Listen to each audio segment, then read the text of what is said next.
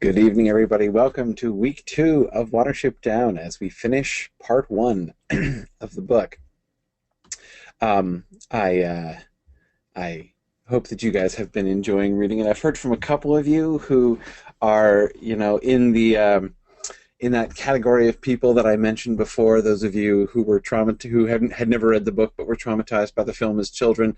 I hope that this will be able to be a cleansing experience for you. I find that a deeply sad state of affairs. So I hope that you are enjoying the story. Um, that you are enjoying the story more as we go along here. First, a quick announcement. We are, of course, done now with the 2014 Mythgard Academy fundraiser. We have officially finished as of last Saturday's webathon. Thanks to everybody who came to the webathon, and big thanks to everybody who contributed, who donated during the webathon, during the fundraiser as a whole. It was a spectacularly successful campaign. We very nearly doubled our fundraising from last year. Participation was up, average donations were up, just like generosity was up across the board. We raised $38,000 in the campaign as a whole.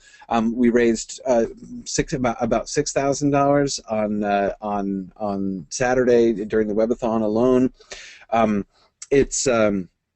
It was just such a wonderful and inspiring outpouring of generosity by all of you. I'm so grateful to you for all of your support, and I'm really looking forward to the year that we have. We'll be talking a little bit more about plans as they're coming along. Of course, one of the things that we're going to be doing, remember, we have a new lecture series that we're going to be doing now that you guys so graciously funded. So we're going to be doing a series throughout the course of the year of guest lecturers, so, scholars and authors that we're going to bring in.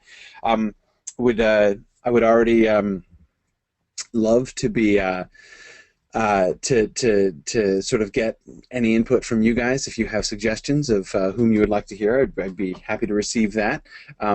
So anyway, we're gonna be working on that. We're also working on the new website, which we're hoping to do. That's going to be a little while in coming, of course.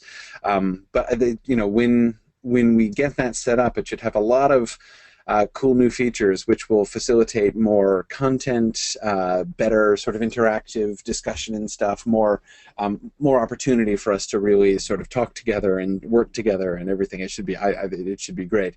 We also are going to start piloting some regional events. So anyway, I'm looking forward to all of these things, and we'll keep you updated as those things move along. So again, thank you again for all of your help and support. Now, let's get back to Watership Down, because we have a lot to talk about today, including a poem to discuss, which, if you know me at all, you know that I'm excited about. And I've always been particularly interested in this poem. Of course, I'm talking about the Silverweed poem, but we have a ways to go before we get there.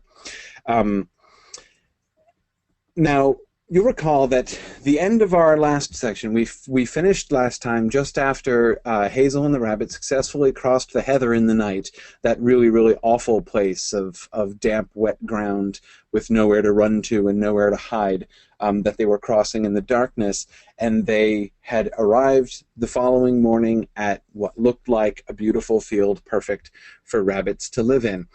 In other words, we ended our first reading with the first major crisis of Hazel's leadership. Of course, the time in the woods and the crossing of the Enborn, those were crises. But this is, of course, the moment when Hazel put his whole leadership on the line, right? When he made that sort of desperate appeal: if you follow me now, I'll have you across I'll have you out of this by morning.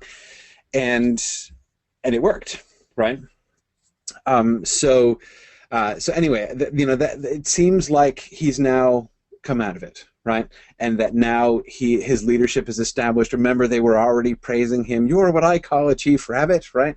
That question of, like, Who's the chief rabbit? Is it me or Bigwig?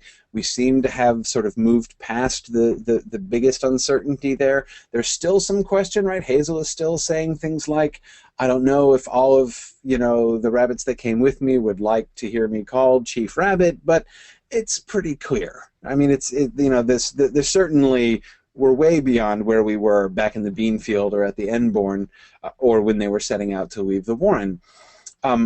But I don't think this is really the biggest crisis, sort of that moment crossing the heather, though it's, it plays such an important role in that way. I don't think that that's the biggest sort of moment of danger in Hazel's leadership. That comes in this section, in Cowslip's Warren. This is where everything really comes to a test in a brand new kind of way. Let me explain the way that I see that working.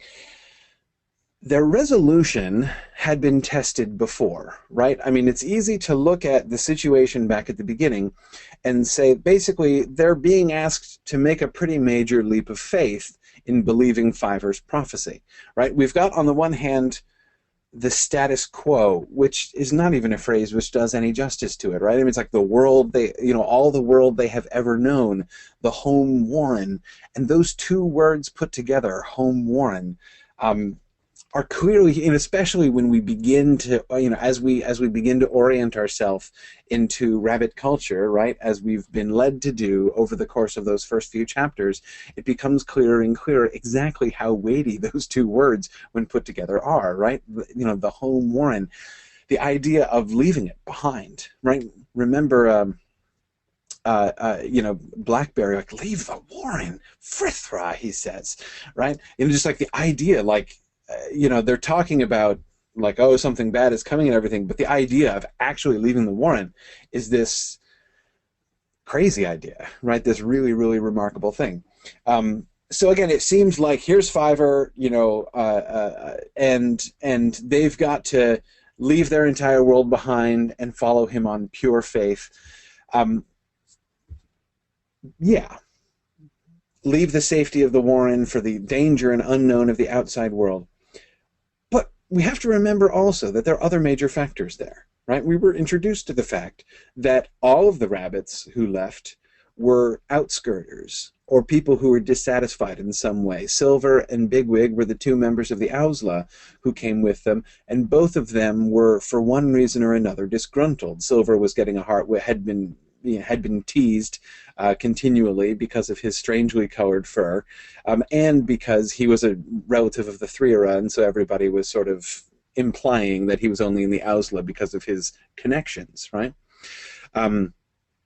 So all of them were disaffected with the Warren in some kind of way. And you'll remember that Hazel had brought up the idea of clearing out of the Warren before the vision even came upon Fiver, right? With that altercation with Toadflax over the cowslip, before they went over and found the message board. He was already saying, sometimes I think about clearing out of this Warren. And Bigwig also, right? When Bigwig comes, and says that he's going to join them, he doesn't come saying, first, I have heard Fiver, and I believe I'm going to throw everything else aside because I believe in the prophetic voice of Fiver.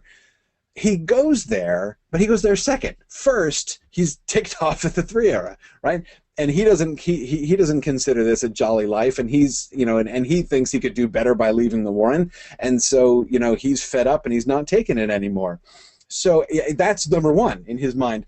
And the fact that he does say that, he believes in such things, right? The fact that some rabbits have insight like this. He seems to believe in prophecy in general, sort of the prophetic faculty in general.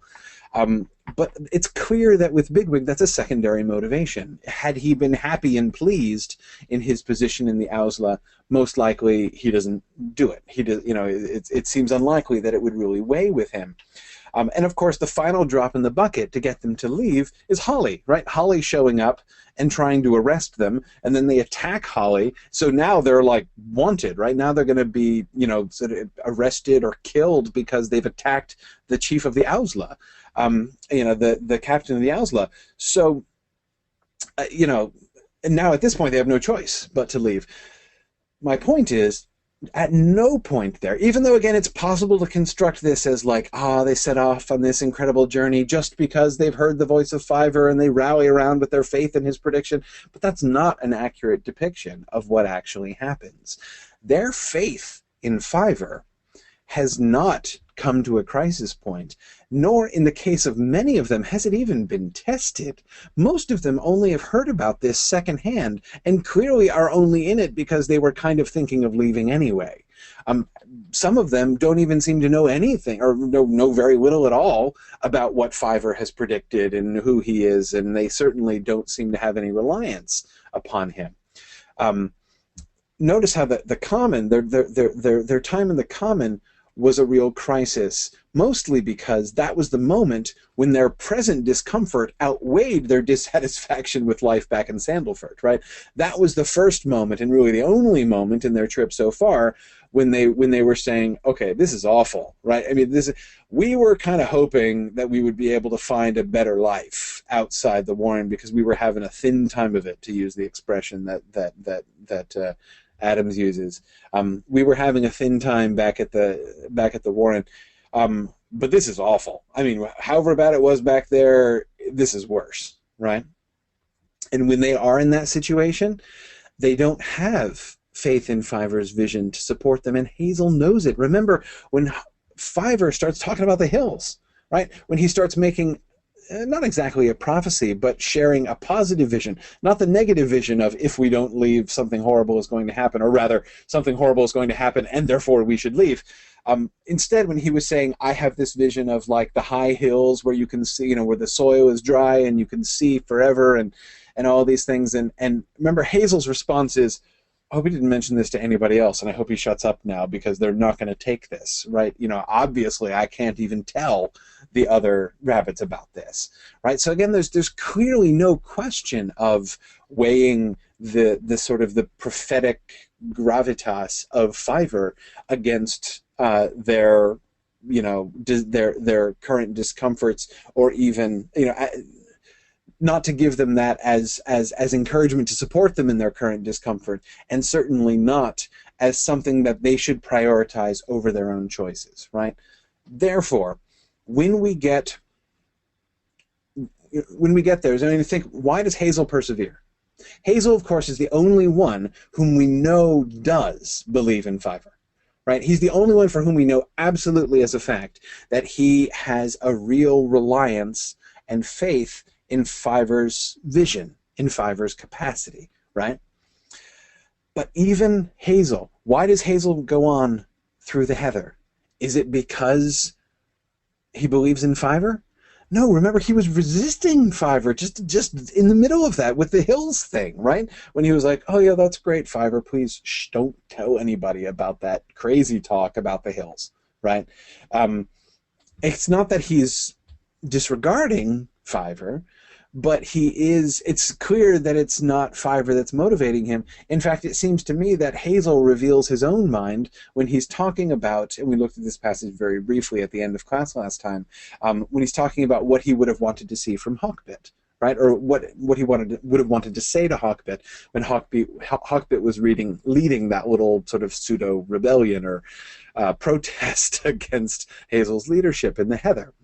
And remember, what he said was, I don't want Hawkbit and them to go on because they feel like they have to, because they're being compelled, right? That's just going to lead to them feeling exactly the same way that they did back in the old Warren. Remember, he says, I want him to go on because he sees that it's the only option, right? He sees it's really the only thing we can do. That seems to me pretty clearly why Hazel is going on. Why does he say the desperate thing that he says? If you follow me now, I'll have you out of this by morning.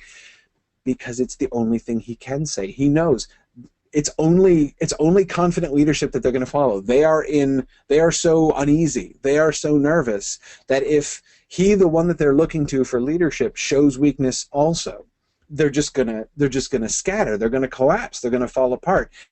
He knows the only chance that they have is a show of more confidence than he believes in. Again, it's reason that he's following.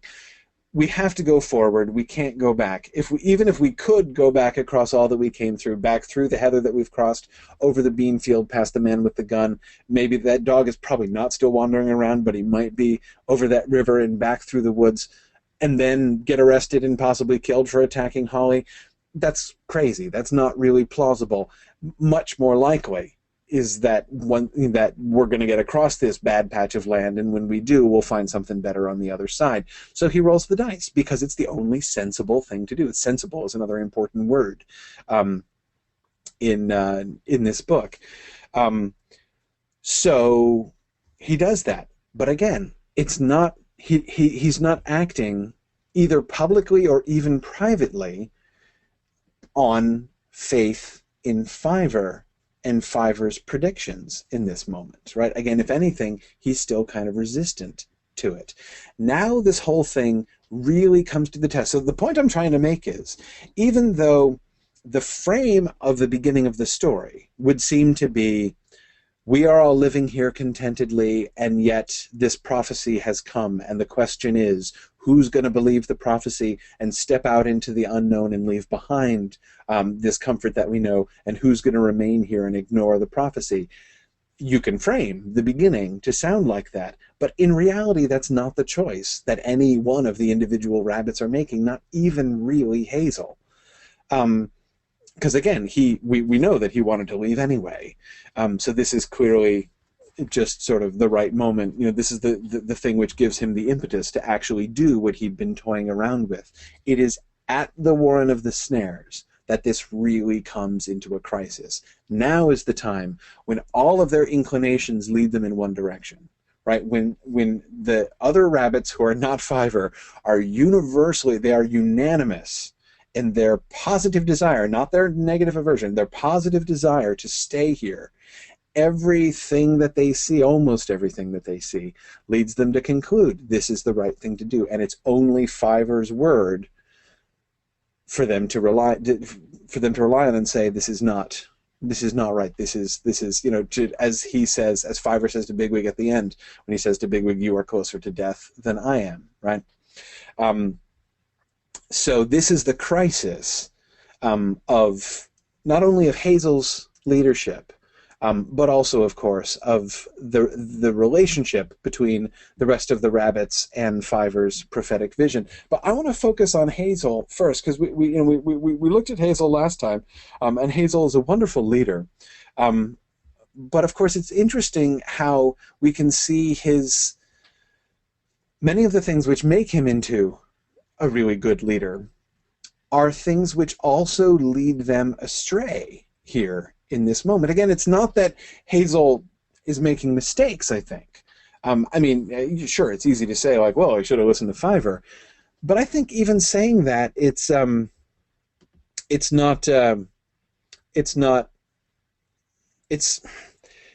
easy to say that, but I think that doesn't really do justice to the situation. Let's look at a few passages here.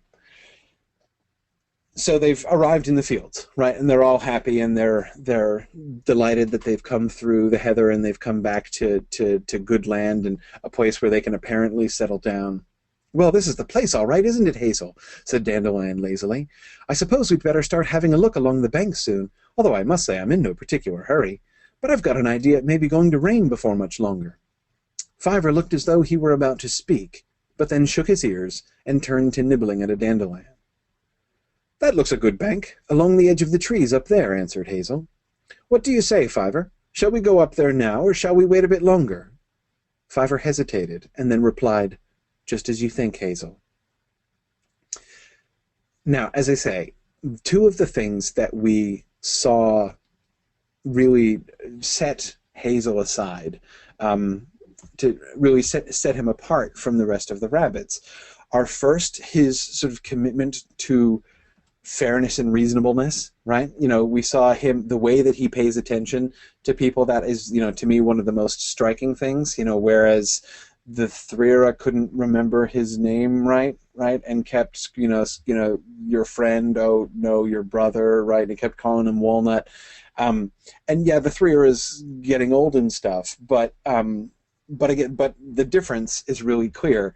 I love how the three arrow still remains in Hazel's mind like the model of the perfect chief rabbit, even though it's already, I think, pretty clear to us as readers that Hazel is, in a sense, already a better chief rabbit. He's a less experienced chief rabbit, but he still, in many ways, is a better chief rabbit already than the three arrow was, because what the three arrow either didn't have or at least has lost now is that kind of connection with his people. Hazel sees the good, he sees the value and the importance of every single one. And I love, by the way, the fact that it's Pipkin and Fiver, the two really small ones, who are able to get down there and gnaw through the peg in order to free Bigwig, right? The biggest, strongest rabbit among them, the one who is not afraid of almost anything, is helpless and going to die if he weren't rescued by Pipkin and Fiver, right? Even the little small undersized ones whom most other rabbits would look at and say they're not any use. I mean, that's the kind of language the rabbits would use. They're quite callous about things like that in their own vocabulary, right? So what's the use of a little fellow like Pipkin? Well, jolly good thing for Bigwig that they had those two shrimpy guys along, isn't it? And again, but things like that, but even the way in which you think of the conversation when on that first night when they're in the new warren, when they're in Cowslip's warren, and Hazel insists that he wants to silflay, so he goes up with Blackberry and brings Pipkin along with him. And Pipkin is the one who's giving his impressions, and he's the one who makes that really marvelous simile comparing the rabbits of that warren, saying they're like trees in November. And notice how Hazel not only observes but goes out of his way to comment upon the fact that Pipkin notices a lot, right? Whereas many rabbits like Toadflax wouldn't even listen to anything that a rabbit like Pipkin has to say. Anyway, point is, all of that, really caring about, paying attention to the individual rabbits, seeing what's good in them, valuing their judgment and opinion, wanting to be sensible and reasonable in the way that he proceeds. Notice the terrific pressure that exerts upon Hazel here, right? This is already, it's a crisis now. Before we meet Cowslip, before weird things, before the mystery of the new warren begins to unfold before us, this is already a crisis right here. And we are reminded of it in this scene, in that, just a couple chapters ago, Fiver has told Hazel, this is what we need to be looking for. And so he knows when he's saying this that Fiver has said we shouldn't be settling down here. We should be carrying on to the hills, which are still miles away, which is like, days of journey for these rabbits. He knows this, and yet he's going along with him. He's the one who's pointing out the bank. That looks a good bank along the edge of the trees up there, answered Hazel. And notice how he is trying to sort of compromise with Fiver. What do you say, Fiver? Shall we go up there now, or shall we wait a bit longer? Or notice the two options he gives. He doesn't ask Fiver, should we stay here at all, or should we go somewhere else? No. Should we go there now, or in a little while? Right? Which do you think? And Fiver, of course, has no opinion on that particular subject. But you'll see how Hazel, he's not dismissing, overtly, like in his own mind, dismissing Fiver. Right? He's still, even in a sense, sort of wanting to work with Fiver, still to give Fiver a voice, to rely upon Fiver in some way. As Neil says, Hazel knows the rest of the group won't accept going off so far without evidence.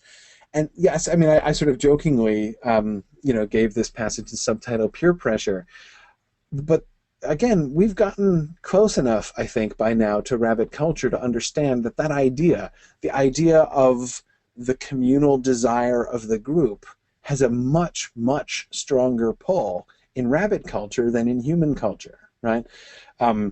It's hard enough for one solitary human being to go against the crowd, right? And to say, hey, I know you guys are all tired, and I know that this looks really good, but trust us on very little evidence. We need to continue through even more hardship. That would be hard to say even with humans, but with the rabbits, it's even harder. He has to do so, and again, this would be a situation unlike even the situation where they were leaving the warren, because again, there was this groundswell sentiment to leave the warren that they were obeying, not resisting. Here now, in order to go along with Fiver, Hazel would have to be just absolutely walking against the tide with the rest of them, and he would have a hard time doing that and doesn't really want to do that. And I think this is where we see one of the other things that I think I have to be fair. I mean, I'm such a big fan of Hazel that I have a little bit of risk of like being a Hazel fanboy here. But I think it's important to be fair about Hazel, as in that Hazel makes a serious mistake. And again, I don't classify. I think that I feel that the way that the story unfolds, and again, the way that we're shown rabbit culture and everything, I think that I think the story treats Hazel really sympathetically in this section. I don't think that we're spending this whole time being like, no, Hazel, oh, that's so stupid. That's to me not the effect at all. But he does do one thing wrong. He does that. He does give way to a fault here. There's something that clouds his judgment, because there is judgment to be made, right? Even without Fiver, they've got plenty of reasons to be saying something ain't right at this warren, right? There is something weird going on here. They all pick up on this, right? They don't even need Fiver to tell them this. What is it that distracts Hazel? I think that one of the things that we see is pride in Hazel. Here's one example. From time to time, instinctively, he looked up and sniffed the wind, but his caution was half-hearted. If Ela'll come, let them. This is the morning they're going out to the carrots. He thought, I'll fight the lot. I couldn't run anyway. What a country! What a warren! No wonder they're all as big as hares and smell like princes. Hello, Pipkin. Fill yourself up to the ears. No more shivering on the banks of streams for you, old chap. We won't know how to shiver in a week or two, said Hawkbit with his mouth full. I feel so much better for this. I'd follow you anywhere, Hazel. I wasn't myself in the heather that night. It's bad when you know you can't get underground. I hope you understand. It's all forgotten, answered Hazel. I'd better ask Cowslip what we're supposed to do about taking some of this stuff back to the warren. Now, here we see some mostly innocuous stuff from Hazel, right? He's really happy to see his people happy, right? He remembers Pipkin in Pipkin's lowest moment, right? Shivering and nearly Tharn on the shores of the Endborn with the thorn in his foot, so that even if he weren't completely exhausted, he couldn't run anyway, and a dog coming their direction, right? He's remembering Pipkin in that most horrible of moments, and saying, hey, no more shivering on the banks of streams for you, right? Now we're at this new warren where there's like flayra served every morning, and it's going to be awesome. So again, that's quite charming, right? He's not thinking of himself; he's thinking of them. One of the things that I think that we can see here, though, this is just sort of one example, though there are a bunch of others, is Hazel is thinking a lot about how they appear to the others. No wonder they're all as big as hares and smell like princes. Hazel has this continual sense of inferiority in their presence, right? They're large and sleek and smell funny in a good way. Yeah, Nancy, I agree. Nancy says, I love that Cowslip's name is Cowslip, the flower introduced as a delicacy at the beginning of the book. Absolutely, yeah. It's a brilliant name for the rabbit who, by his venturing over to them, kind of gives his name to the warren. It's called Cowslip's Warren, or the Warren of the Snares. But anyway, Yeah, so he's always feeling self-conscious. He's always worrying about what they're going to be thinking about them, and also about himself. Remember those moments, like for instance, when he's being first given the tour by Strawberry and Nildrohane, and he passes one of the other rabbits who says, like, "You've got wonderful judgment, Hazel," and he's feeling really, really happy, and he's kind of like hoping that Strawberry overheard that, right? You know, them praising his judgment as Chief Rabbit. Um, that, you know, his concern about what the other Warren rabbits will think of them, and in particular his desire to maintain his place. The suggestion there at the end about how he's going to, you know, like, I better ask Hazel what we're supposed to do about taking some of this stuff back to the Warren.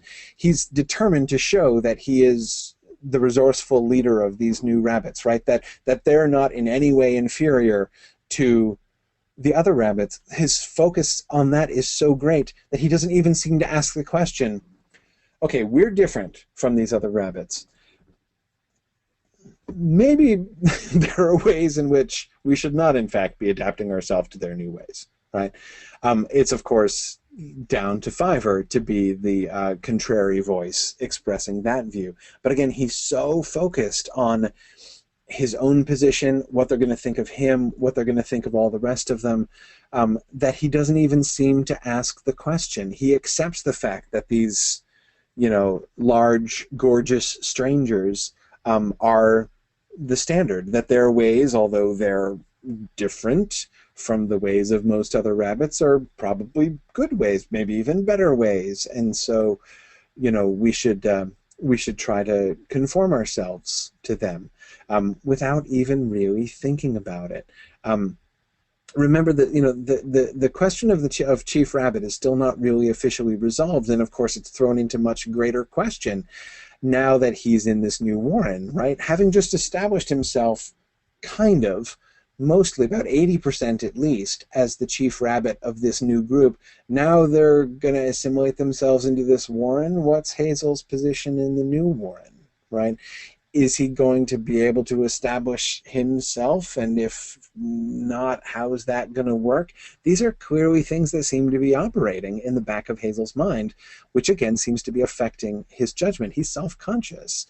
And he's also, I would say, to bring it back to sympathetic again, there's also that drive to conform. They're in this new Warren, and this idea of, like, we should conform with the new ways of this new Warren seems like a very natural thing. Fiver's contrary voice: I want nothing to do with them. Their new ways are terrible. Let's leave and go away, despite the fact that this looks not only safe, but idyllic, right? That sounds completely unnatural when Fiver says it. His you know, conformity, even his pride and self-consciousness are very understandable, but nevertheless, there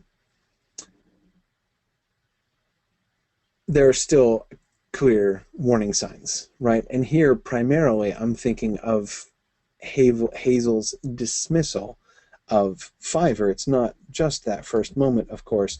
This is the little sort of mini council that he calls in their very uncomfortable scrapes in the bank that Hazel, pointed out, which turned out, in fact, not at all to be a good place to dig scrapes, which is a point nobody really brings up, that it was Hazel's idea to dig those scrapes in that particular place.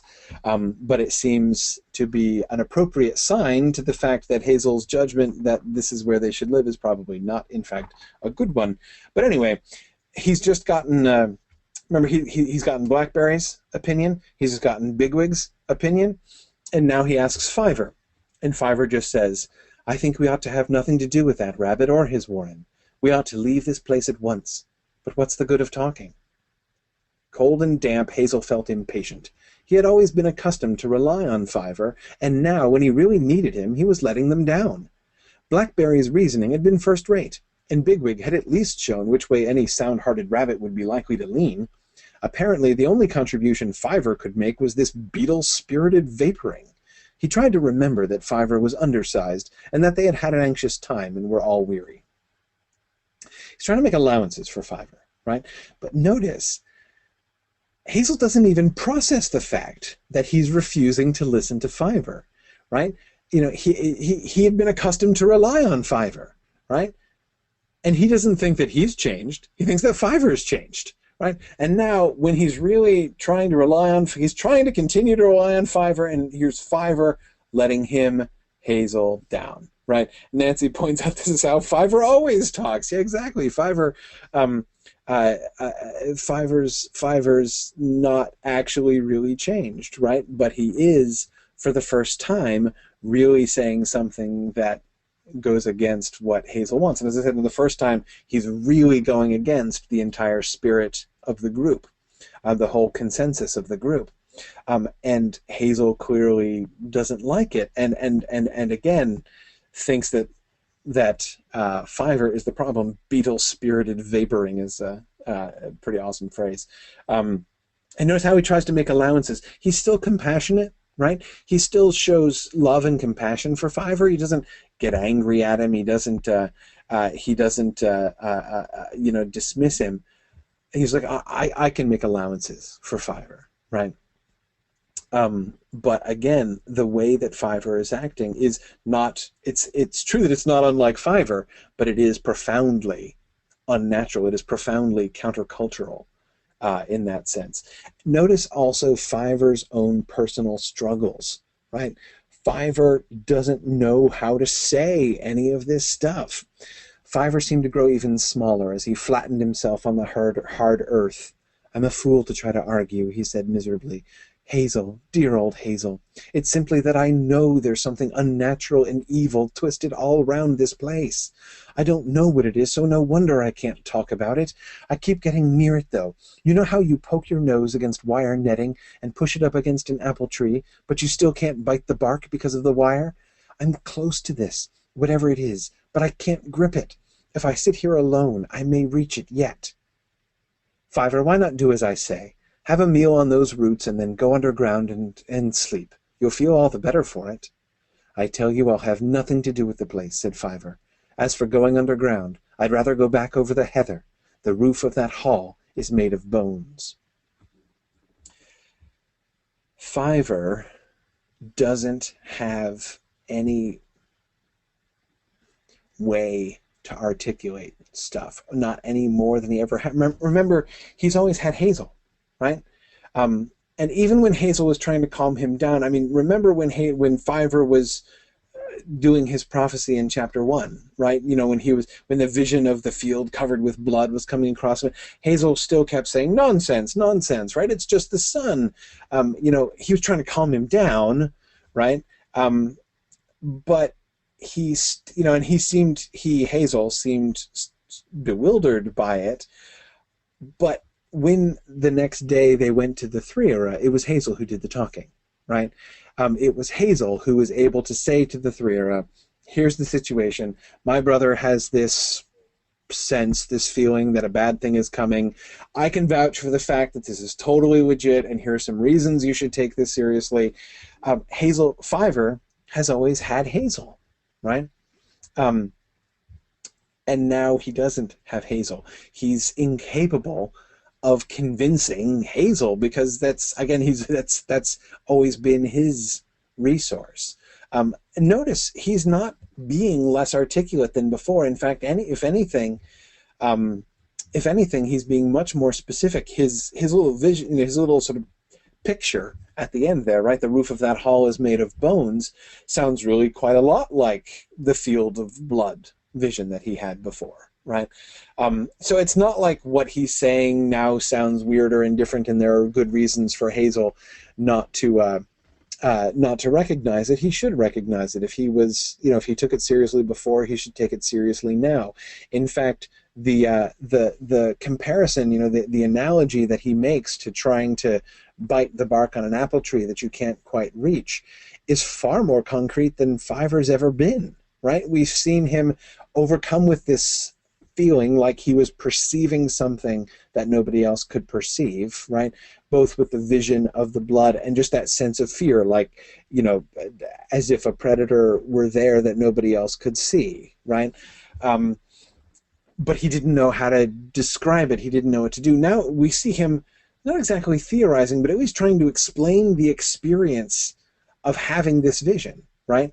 That he's trying to sink his teeth into it. He can't quite yet figure out what the problem is. He knows this place is unnatural, that there's unnatural and evil twisted all around. There's something unnatural and evil twisted all around the place, but he can't figure out what it is. He doesn't know. He's not been shown. He's just been shown the basic fact. It's no different, indeed much more specific than his previous vision. But Hazel, the difference is, unlike before, where Hazel was quite open to hearing it and saying, oh, leave the Warren? Good idea. Let's leave the Warren. Right? I kind of want to leave the Warren anyway. Now Hazel really, really, really doesn't want to hear this, and so he doesn't, and so he won't. Fiver has no sympathetic ears to speak to anymore.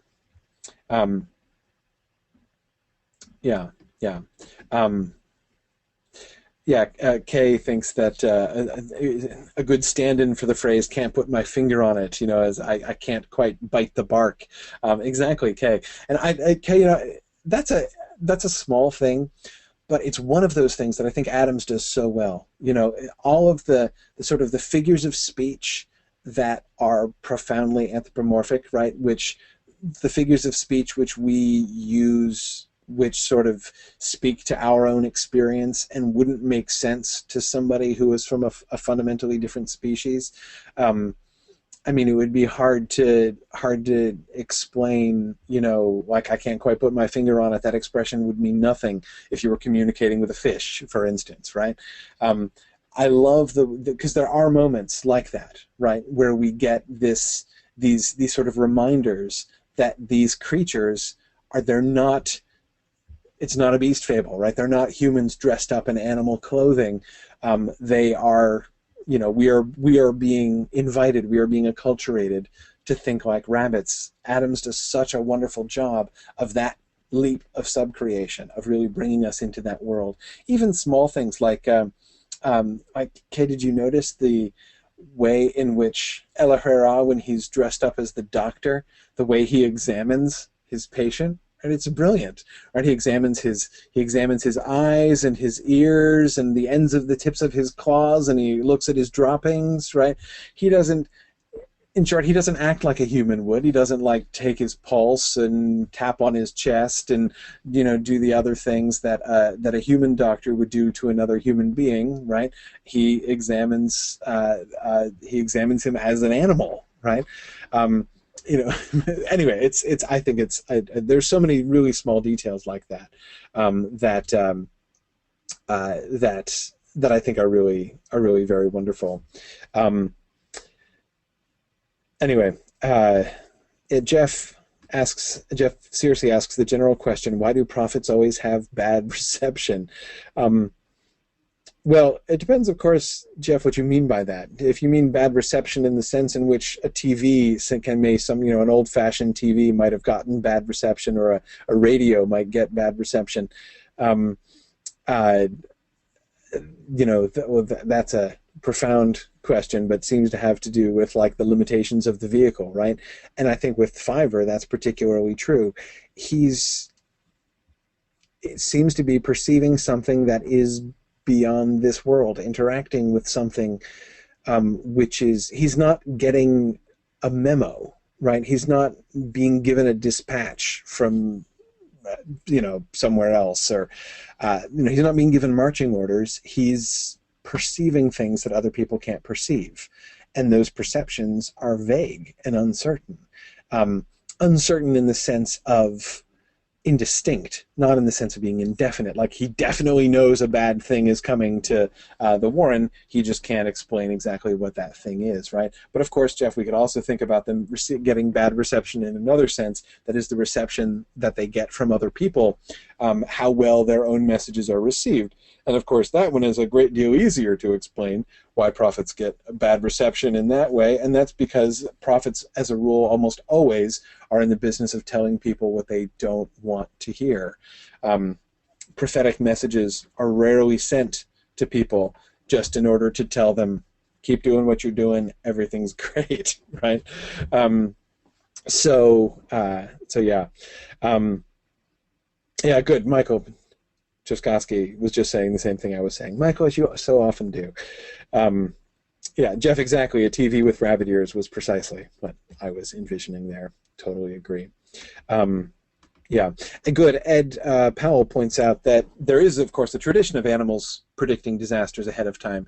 You know, I mean, anyone, you know, who's lived on a farm knows that animals can detect, you know, well, at least the way that we would say it now, drops in air in air pressure, you know, sudden drops in air pressure.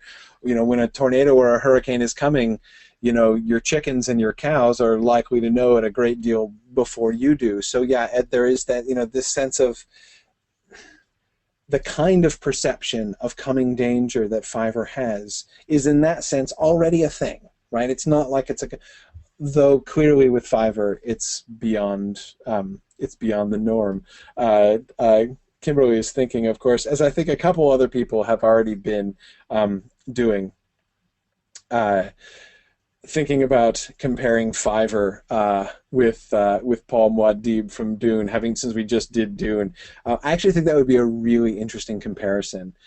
Compare Paul Atreides' prescient vision with Fiverr's prescient vision. But I think would be very a really interesting comparison to do. And several of you have been pointing out, and I don't want to lose it. Nancy and Thomas Johnson and Patrick, I think, kind of a couple others, Brian Yoder, but the sort of the obvious, in retrospect, conspicuousness of The Wire. You know, I still can't bite the bark because of The Wire, right? It's certainly very conspicuous in retrospect. It's like he's actually closer to it than he thinks he is, right? Or closer to it than he realizes that that he is. Having alluded to the story of El Herrera and the King's Lettuce, I actually want to turn to that here for a second. We'll come back to Fiverr's prophetic vision when we talk about Silverweed, which, don't worry, I'm not going to skip. But I want to talk about the King's Lettuce. I always want to pause when we get to a story of El Herrera because I think that they are... I think that they are the clearest glimpses that we get into rabbit culture, right? It is, like for instance, we have two rabbit cultures, coming into contact in these chapters, right? We've got the Warren of the Snares and, the rabbits coming from the Sandalford Warren. They even say, Hazel is even sort of suggesting at times, okay, their ways are different, but maybe the way that maybe we were the weird ones in the Sandalford Warren, right? Their ways are different, but let's give it a chance. Maybe they, like with the bringing food back to the Great Burrow, right? It's like they've learned a good thing from the squirrels, right? And then that makes them better rabbits. So yeah, they do something that we didn't do, but that's okay. Maybe that maybe we're the problems for us as readers, and we're going to see this in a couple other places as well, not just in Cowslip's Burrow. When we come into contact with other rabbits, what kind of measuring stick that we have? I mean, of course, we might be tempted just to blindly accept, Fiverr and Hazel and company as sort of the norm, right? That their culture is the good normative culture, and in so much as anybody, Cowslip or the other people that we'll meet later on differ from them are that's obviously that they're wrong and Hazel and company are right. Very tempting to think that way, of course. But remember, even Hazel himself is open to the possibility that that's not the case. So how do we know? Well, the stories of El Herrera give us the clearest, I think, external framework. Sort of that sense of a normative rabbit culture, normative rabbit values, right? By which it seems that everything else can be judged So I think that that's I think that for this reason, I always want to pause over the stories of El Herrera and and sort of ask the same basic question. Here's my question: what lessons do we learn from the story of El Herrera and the King's Lettuce? What elements of rabbit culture, and sort of rabbit worldview, are we given access to through this story? What do we learn? What are the things that really jump out to you? I'll say that the sort of the number one thing that I think, what I would consider the primary emphasis of this story, of course, is the emphasis on tricks and resourcefulness, right? That rabbits live by their wits. That was suggested already at the end of the story of the blessing of El Herrera. It is front and center in this, right? And in fact, you could even go so far as to say that what we're getting here is a much clearer definition of heroism. Remember, we already were looking at that last time, right? That when El Herrera was acting in a way which, within some cultural frameworks, might be considered cowardly, right? When he's running away and he's trying to dig a hole and he's hiding his head and he won't come out, but the fact that he was still being cheeky to, that he was still, struggling for survival and still kind of being cheeky to Lord Frith, in lying to him. And there's something, a little gutsy about saying, bless my bottom as it sticks out of the hole. And those elements of El Herrera were the things that were sort of not detractions from his heroism, but clearly part of his heroism. Here, I think, in this story, we get this sort of that concept of rabbit heroism defined even more clearly. That obviously, can El Herrera fight? Maybe, probably. I mean, rabbits do fight, and in as much as El Herrera is like the greatest of all the rabbits, presumably he could fight as well as good fighters among them. But we never see him fight. At least we haven't seen him fight. There doesn't seem to be any trace of fighting.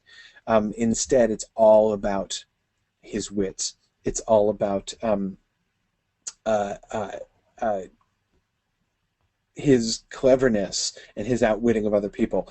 A couple of you are asking really good questions. Rachel Barton says she was really intrigued about the mention of animal cities. I also found that really interesting, Rachel. And then following up with that, Brian Yoder was asking, saying, I'm still confused what the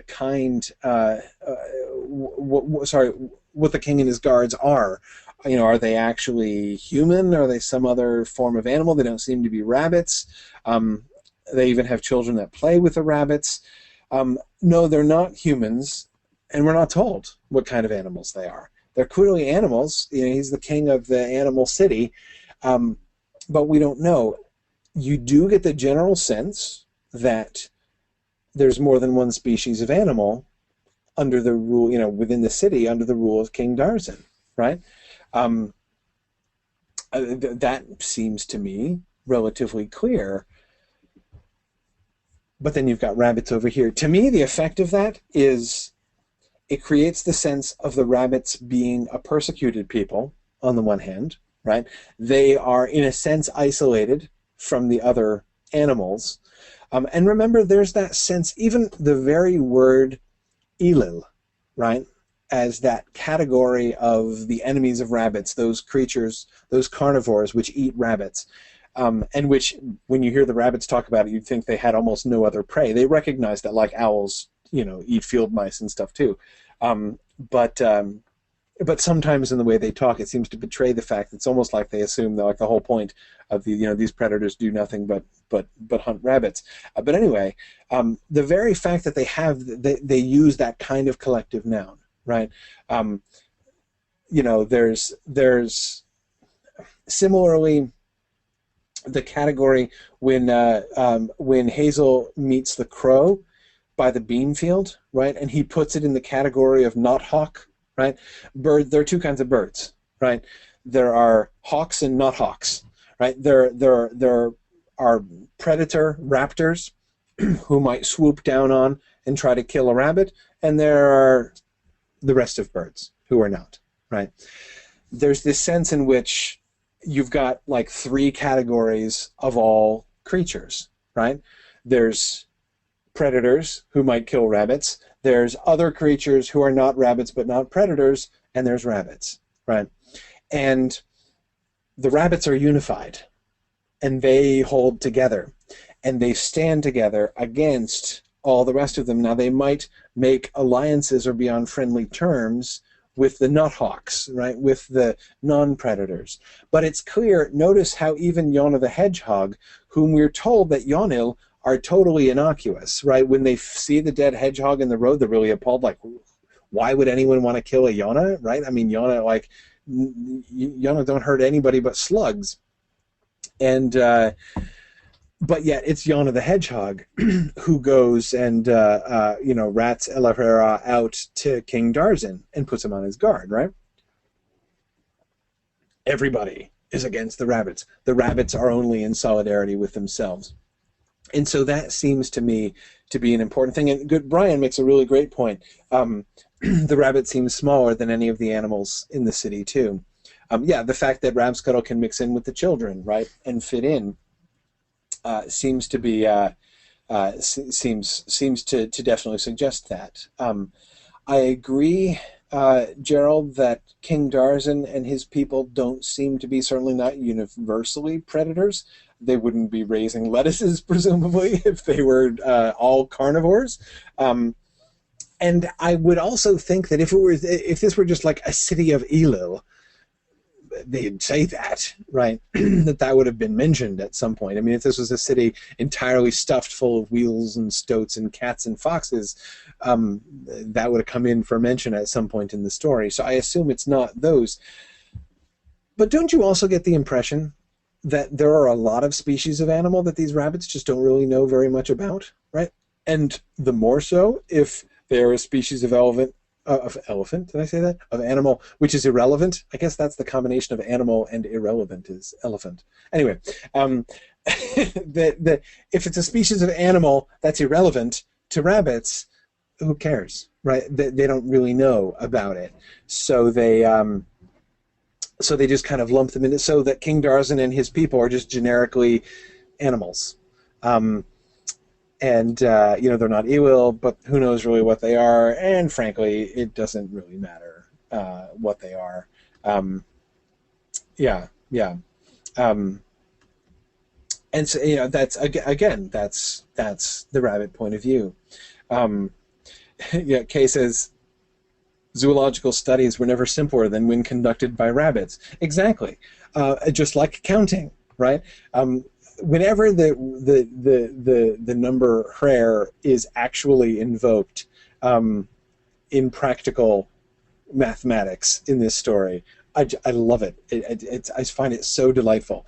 Like, there will be conversations later when somebody will say, how many of you are there? And they'll respond, Hrer. And I'll be like, okay, thanks. And it's just that love it. Absolutely, absolutely love it. Hrer, I think, is probably...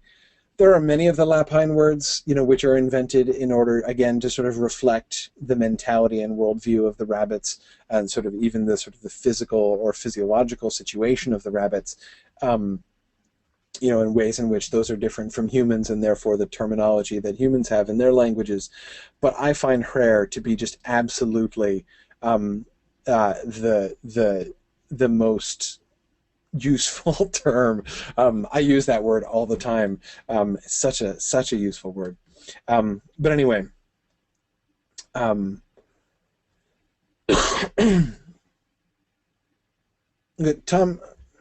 Tom's making a point about language. We haven't really come to that though yet, Tom. I want to save that until next week, but remember to bring that up again next time, Tom, because I think the point you're making is a really important one, but it's more relevant to next week than this week. Good. Let's see. One other point, two final points I'd make about the King's Lettuce, and then we should really move on to Silverweed. Is first, notice that the story is about more than just survival, right? it is a story about survival, right? They're trapped in the marshes of Kelfazin, which are kind of like the heather in that they're really unpleasant and there's barely any dry ground to dig a hole in. So therefore, it's this terrible and insecure place for the rabbits to live, and the food is really bad, and they're barely able to survive. El Herrera is trying to preserve his people, and he's trying to help them to survive. But the story isn't, in the end, it's not just about survival, right? I mean, it's like, on the one hand, it's like there are two choices within the world of this story, right? Either we sort of slowly starve to death in the marshes of Kelfazin, or we live in luxury and have 1,000 lettuces delivered to our... I mean, it's different from like, can we just get some good grass, please? No, no, no. It's either starvation or 1,000 lettuces delivered to their warren, right? And that seems to me just the kind of the extravagance of that kind of extravagance seems to me to be in some way a really essential part of the legend of El Herrera. The way in which it suggests, again, not just, hey, rabbits can scrape through no matter what, right? But even in the most, even in the worst conditions, rabbits can thrive, right? And that I think is a really nifty thing. That we can sort of perceive going on there. The last point I want to make is I am really interested in the applicability of this story. I think that Adams does a really on the one hand, the stories of El Herrera as they're told, as they're sort of embedded within the larger overall story, they generally have an applicability to the rabbits at the time. Sometimes the story is chosen explicitly because something that's going on, it makes them think of that particular story. And sometimes it has a particular message. I think that,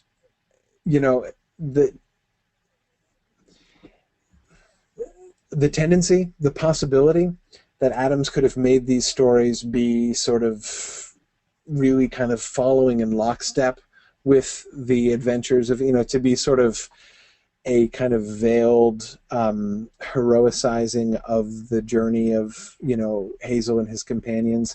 But he doesn't do that. This story is applicable to their situation, but it's very indirectly applicable. Look at the end of the story. I told you they were being delivered, said El Herrera. You could hardly expect my people, weak and hungry as they are, to carry them all the way from King Darzin's garden. However, they will soon recover now, under the treatment that I shall prescribe. I am a physician, I may say, and if you have not heard as much, Prince Rainbow, you may take it that you soon will from another quarter. Rabscuttle, go out and collect the lettuces. Then Prince Rainbow saw that El Herrera had been as good as his word, and that he himself must keep his promise too. He let the rabbits out of the marshes of Kelfazin, and they multiplied everywhere. And from that day to this, no power on earth can keep a rabbit out of a vegetable garden, for El Herrera prompts them with 1,000 tricks, the best in the world. Now, this story falls on deaf ears, right? Not deaf ears, but unappreciative ears, right? You can already see notice there's sort of reasons already to suspect the mistake that they've made, or rather to point out the problem that they're trying to ignore. From that day to this, no power on earth can keep a rabbit out of a vegetable garden, for El Herrera prompts them with 1,000 tricks, the best in the world.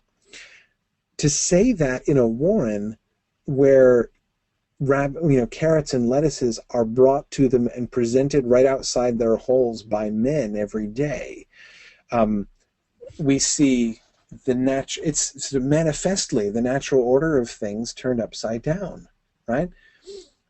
El Herrera is not prompting these rabbits with 1,000 tricks, the best in the world, right? Instead, they're being led into complete complacency, right? Like the complacency which leads them just to trot straight out of their holes without even stopping like any sensible rabbit would to look around. I love Bigwig's comment, right? Like, since we don't have any of our new friends to push us out, right?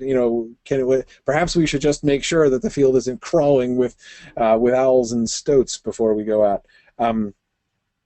Anyway, so this is this, the prompting of Elahara is to, but that's not the way of this warren. I mean, the fact that this new warren is not the next step of rabbit evolution, right? That this is not the next greatest thing in rabbit culture. That last second couldn't make that last sentence couldn't make that any clearer, right? The rest of the rabbits, the rest of Hazel's rabbits, are all pretty puzzled at the fact that nobody really likes it. But again, in some sense, I think we can see that they shouldn't be all that surprised. Let's look at the reaction here. They were all in no doubt that Dandelion had done them credit. Ever since their arrival, most of them had felt out of their depth among these magnificent, well-fed strangers, with their detached manners, their shapes on the wall, their elegance, their adroit evasion of almost all questions, above all, their fits of unrabbit-like melancholy. Now, their own storyteller had shown that they were no mere bunch of tramps. Certainly, no reasonable rabbit could withhold admiration.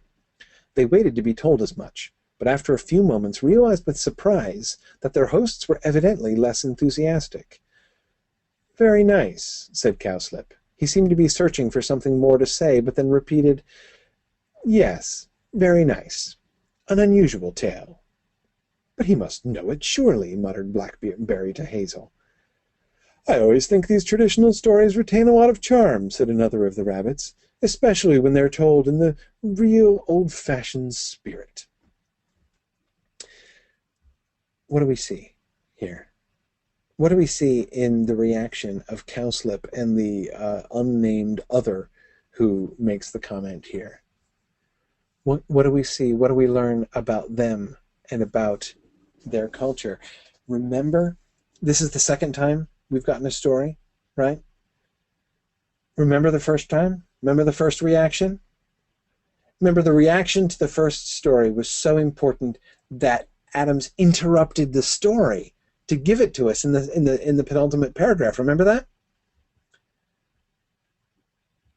Right? The investment of the rabbits, the way in which they threw themselves into the story, right? The way that they connected themselves with Elahara, the way in which their spirits were borne up, right? To know that, to remember the indestructible nature of rabbitry, right? And one of the things I was saying last time was that seems to, again, to show that sort of fundamental communal aspect of rabbit identity, of rabbit psychology, of rabbit culture, right? That they don't hold themselves aloof from the story as like one individual relating to other things. The story is part of like the group experience. It didn't happen to them, but it might as well have happened to them. It's part of the group experience. These rabbits hold themselves very, very far aloof from it, right? And they are very patronizing, right? As Lee says, and Sarah and Patrick. Philip is remembering how the other rabbits put themselves in the story. You can see these rabbits doing the absolute opposite to that. And Rachel, I like how you say this here. Rachel Barton says the Warren rabbits have tried to convince themselves that they are above that sort of thing, right? Yes, exactly. They're isolated, they're out of touch, but they put this spin on it, right? They give themselves a superior air. If we are not connected to this, if we can't connect with this anymore, it's not because we've degenerated. It's because we've advanced, right? The real old-fashioned spirit, right? How quaint, as Jeff Searcy said. Remember, of course, this is only one of, this expression, we've already seen this in several other places where they have advanced, right? A couple of you wanted to talk about the shape, and I definitely don't want to leave the Elahara of Laburnum behind. "Do you like it?" asked Strawberry. Hazel puzzled over the stones. They were all the same size and pushed at regular intervals into the soil. We could make nothing of them. "What are they for?" he asked again. "It's Elahera," said Strawberry. "A rabbit called Laburnum did it, some time ago now. We have others, but this is the best. Worth a visit, don't you think?" Hazel was more at a loss than ever. He had never seen a laburnum, and was puzzled by the name, which in Lapine is poison tree. How could a rabbit be called Poison? And how could stones be Elahera? What exactly was it that Strawberry was saying was Elahera? In confusion, he said, I don't understand." "It's what we call a shape," explained Strawberry. "Haven't you seen one before? The stones make the shape of Elahera on the wall, stealing the king's lettuce. You know." Hazel had not felt so much bewildered since Blackberry had talked about the raft beside the Enborn. Obviously, the stones could not possibly be anything to do with Elahera. It seemed to him that Strawberry might as well have said that his tail was an oak tree.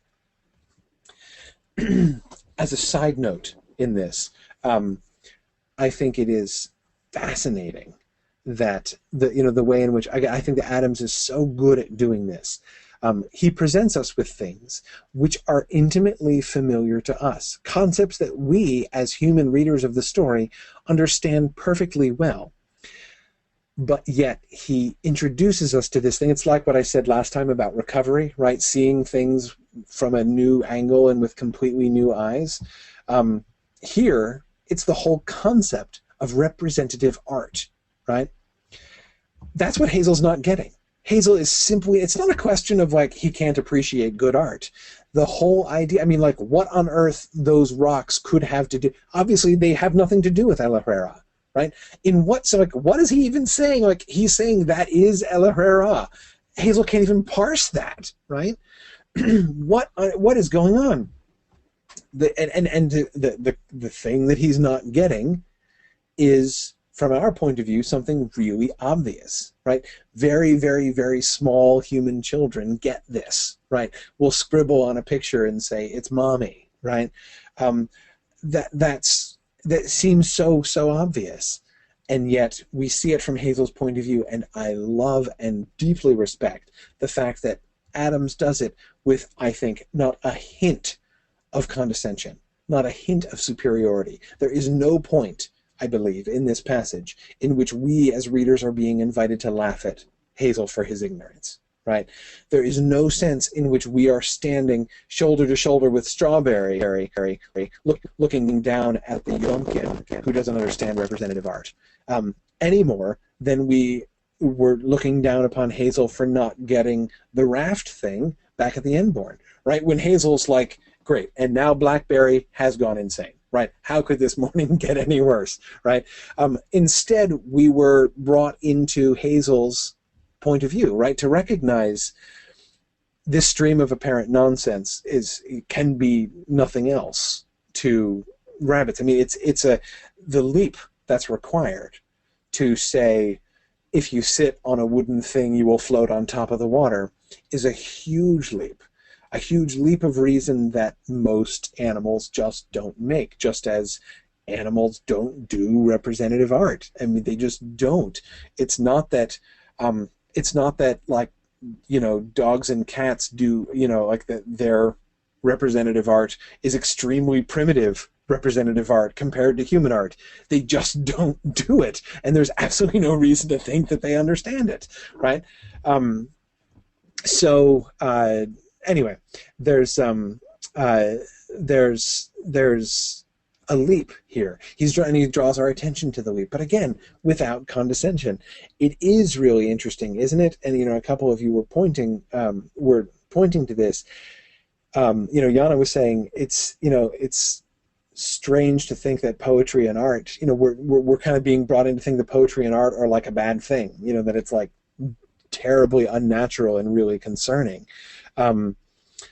But in this context, it clearly is. What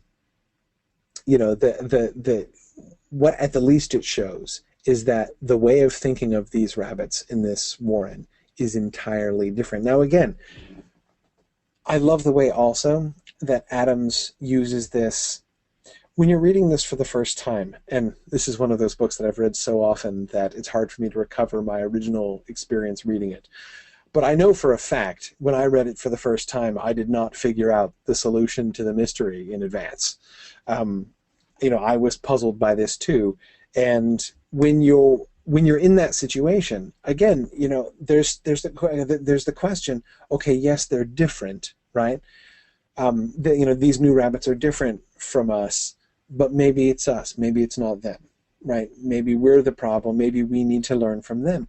And I think that the way, if we do come alongside Strawberry and be like, man, Hazel, get with the program, right? It's art, dude, right? If we have any kind of glimmer of that reaction, we are the more deceived by it, right?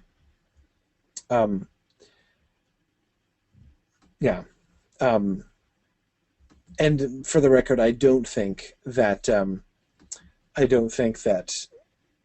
Adams is suggesting that representative art is a bad thing, and we'll come to that later on.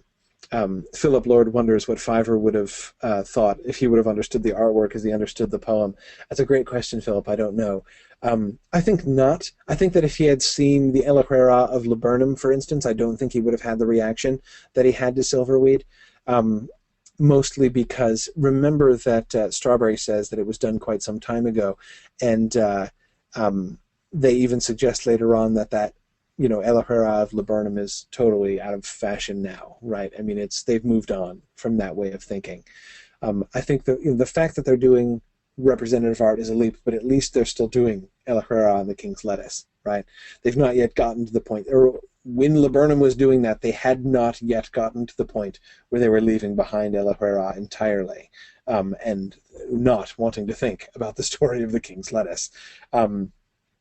So for that reason, I don't think that Fiver would have had the same reaction. I think it seems that the spirit behind the making of the shape of Laburnum is different than the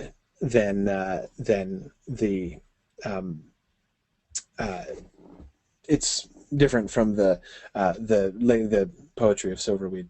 But let's talk about Silverweed. Look at the initial description of Silverweed. Remember, Fiver very fearfully asks Hazel to bring him closer. We'll look at that in a minute, but when they had edged their way through the crowd to the far end of the burrow, Hazel was surprised to realize that Silverweed was a mere youngster. In the Sandalford warren, no rabbit of his age would have been asked to tell a story, except perhaps to a few friends alone. As he began to speak, he seemed to grow less and less aware of his audience, and continually turned his head, as though listening to some sound, audible only to himself, from the entrance tunnel behind him. But there was an arresting fascination in his voice, like the movement of wind and light on a meadow, and as its rhythm entered into his hearers, the whole burrow became silent. Okay. He has a wild, desperate air, and his ears twitched continually. He looks like a rabbit on the edge of panic, right? He's standing there nearly Tharn already, and he's barely aware of the other rabbits around him. We see him distanced even from his own peculiar community, right? He's cut off, it seems, in some sense, from the rest of them, but he's in contact with something else, right? He's listening to some sound audible only to himself. Yeah, Ethan, it does sound like Fiver. Several of you, Ethan and Nancy and Neil, it does sound like Fiver, doesn't it? And Fiver can tell that. We'll come back to that. I want to look at Silverweed and then look at his poem, and then I want to come back to Fiver's response to the poem, because I think that's a really crucial thing. That is, to me, I feel like, in a lot of ways, this is for me the heart of this whole section. By the way, I would say also, as a sort of a general aside, Silverweed is, I think, the closest thing that we get in this book to a character that could be interpreted allegorically. That is someone who it almost works. He is a character on his own, but he is almost a kind of epitome to use that word in the old, John Donne sense. He's like an epitome of this whole warren, a microcosm of this whole warren. Note his name, of course. Silverweed, right? His name, he's like named after the wires, the snares that are killing them. His youth, his apparent abstraction and terror, disconnection from the community, all of these things really sort of project out. And he if you want sort of a snapshot of this warren, Silverweed really seems to me to be it. Yeah, Kim, I don't even remember how many times I read this book before I was like, holy crap, Silverweed, of course, Silverweed. It took me forever to get that. But anyway, I'm a little slow on the uptake sometimes. But let's look at his poem. Well, no, more importantly, let's listen to his poem. The wind is blowing, blowing over the grass. It shakes the willow catkins, the leaves shine silver. Where are you going, wind? Far, far away, over the hills, over the edge of the world. Take me with you, wind, high over the sky. I will go with you. I will be rabbit of the wind, into the sky, the feathery sky, and the rabbit. The stream is running, running over the gravel, through the brook line, the kingcups, the blue and gold of spring. Where are you going, stream? Far, far away, beyond the heather, sliding away all night. Take me with you, stream, away in the starlight. I will go with you. I will be rabbit of the stream, down through the water, the green water, and the rabbit. In autumn the leaves come blowing, yellow and brown. They rustle in the ditches, they tug and hang on the hedge. Where are you going, leaves? Far, far away, into the earth we go, with the rain and the berries. Take me, leaves, oh, take me on your dark journey. I will go with you. I will be rabbit of the leaves, in the deep places of the earth and the rabbit. Frith lies in the evening sky. The clouds are red about him. I am here, Lord Frith. I am running through the long grass. Oh, take me with you, dropping behind the woods, far away to the heart of the light, the silence. For I am ready to give you my breath, my life, the shining circle of the sun and the rabbit. Okay. The poem is described as having an arresting fascination. His voice has an arresting fascination, and the rhythm of it enters into his hearers, is described as entering into his hearers, at which point they all become silent throughout the burrow. I think he has certainly succeeded Adams has certainly succeeded in creating a poem which fits that description. I think the sound of this poem is fantastic. Rhythmically, I find it really interesting. It's very irregular. Irregular in the sense that it's clearly a rhythmic, syllabic poem. It's not like, Anglo-Saxon meter or something where you're not counting syllables. You clearly are, in a sense, counting syllables, but it's pretty irregular. There's a lot of uneven syllables all over the place. Very rarely do you get a very, very even line. Again, I think of that line from Tolkien's Nimrodel poem, which is just the line I always think of when I want to illustrate a perfectly regular meter. And cursed the faithless ship that bore him far from Nimrodel.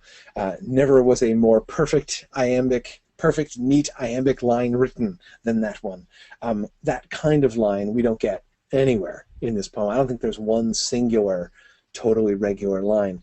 In as much as it has a meter, I would call it trochaic pentameter. Generally 5 feet. There are 5 major beats in each line. It's generally trochaic, hard syllable, short syllable. Notice how the beginning of the lines mostly start with an emphasis. Where are you going, wind? Over the hills, take me with you. I will go into the sky, through the brookline, beyond the heather. Take me, I will go down through the water. The stress is usually at the beginning. Not always. The wind is blowing is not like that. The stream is running is not like that. Lots of variations all over the place.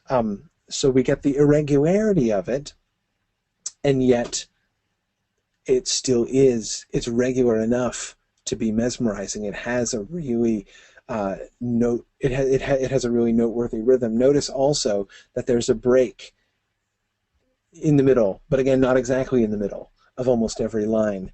There's almost always a pause in the midst of every line. I think it's really cool that we get that. And Gerald, wonderful point. He, of course, uses the forbidden word where all the time in the poem, right? In fact, really, you could say that's the central, it's almost like the central motif of the poem, right? Notice how all four of the, so certainly starting with the first three stanzas, the first two stanzas are kind of jammed together in every edition I've seen. There's no line break. There's no gap given between the feathery sky and the rabbit and the stream is running. That seems, perhaps that's intended, and it's supposed to be one big stanza there at the beginning. I have a hard time. It seems like it's pretty obviously a 4-stanza poem. I structurally anyway, it's the parallel structure seems to really sort of insist on that. I'm going to treat it like that's like what we have on this page here is 3 stanzas. Anyway,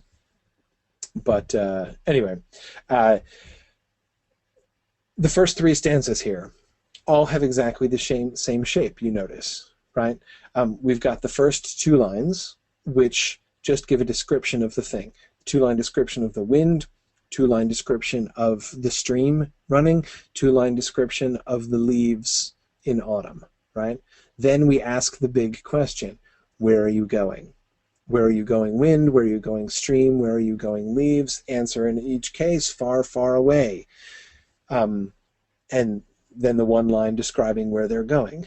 Over the hills to the edge of the world, beyond the heather, sliding away all night, and into the earth we go with the rain and the berries. Then, take me with you, right? And so notice then we have the response of the thing, of the response of the wind and the stream and the leaves. Then we have the imagination of the rabbit speaker, right? Take me with you, high over the sky. I will go with you. I'll be rabbit of the wind. So take me with you high over the sky. Take me with you away in the starlight. Take me with you. Oh, take me on your dark journey, it says to the leaves. Notice how the first 2 are kind of quixotic, right? Kind of grandiose. Take me with you wind high into the sky. Take me with you stream away in the starlight. Both sound romantic, even grandiose. Oh, take me on your dark journey. Still grandiose, but now, darker, right? Seeming more overtly to be contemplating death than in the first 2. I will go with you, and the identification of the rabbit with those things. I will be rabbit of the wind, rabbit of the stream, rabbit of the leaves. Not a complete defection from rabbitry. Notice again that sort of connection, not with other rabbits, but with other things, right? I'm not gonna cease to be rabbit, but I'm gonna be rabbit of the wind. I'm gonna be rabbit of the leaves. I'm gonna be rabbit of the stream. Into the sky. The feathery sky and the rabbit, down through the water, the green water, and the rabbit in the deep places of the earth and the rabbit. We see a gradual, throughout these first 3 stanzas, we see, good, Nancy's pointing out how the direction is different too. Yeah, notice how the direction is moving downwards all the way through, right? That first stanza is all upward focused from the wind is blowing over the grass, the grass and the willow catkins and then the leaves. Notice how the wind is even ascending from the level of the meadow up a little higher to the willow catkins and then up to the leaves, right? We've got the feathery sky in the second stanza. The stream is sliding away all night. but it's running. It's going far, far away beyond the heather, sliding away all night. It's not going up, right? It's moving levelly, and it's going out, and where it's going beyond the heather, which clearly to these rabbits in this warren is like one of the frontiers of the earth, right? It's pretty obvious that none of the rabbits in Cowslip's warren have ever been past the heather that Hazel and the rest of them just crossed the night before. So out into the unknown, and not only the unknown, but the terrifying unknown, right? I mean, we see how all of the rabbits react to the heather, right? So already things are shifting. And then, of course, in that third stanza, the dark journey of the leaves, which is now overtly no longer an ascent, but now a descent. And not just simply a descent in the sense of falling from the trees to the earth, but going down into the earth. We're talking now explicitly about decay. If you just take, the sky and the rabbit, the green water and the rabbit, the earth and the rabbit, it sounds like, hey, we're just doing a cycle, right? We're just looking at different, like the four elements, right? We've got air, we've got water, we've got earth, we'll probably get fire in the fourth stanza, right? It all seems, but that's not just what's happening here. It's not just earth in a general sense. It's the deep places of the earth. It's death, it's decay. Yeah, and good. Philip Lord is reminding me, which I hadn't been thinking of notice all the reference to the rotten leaves that are tossed up by the rabbits, the desperate rabbits who are caught in snares. Philip, I hadn't recalled that, but yeah, the decaying leaves which are disturbed by the rabbits is I think well remembered. By the snared rabbits, I think are well remembered. But I wonder what you think of the fourth stanza. Frith lies in the evening sky. The clouds are red about him.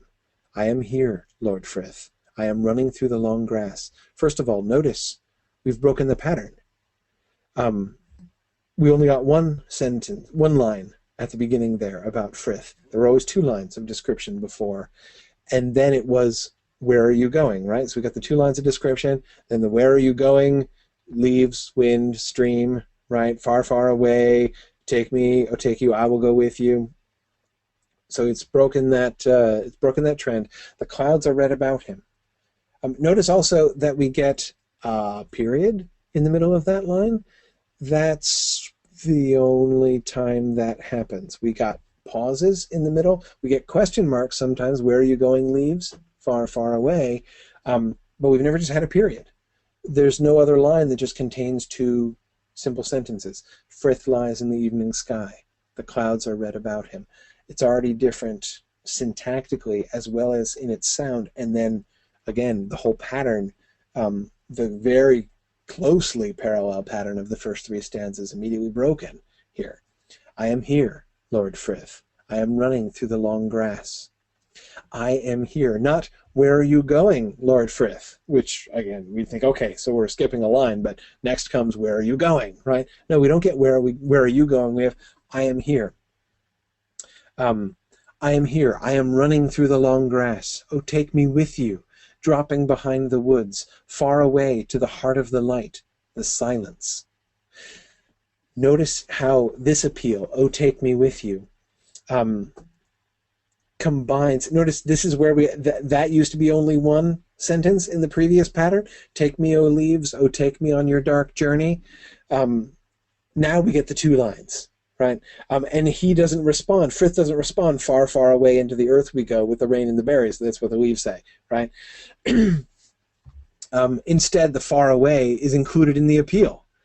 I know that you're going far away. You don't have to tell me you're going far away.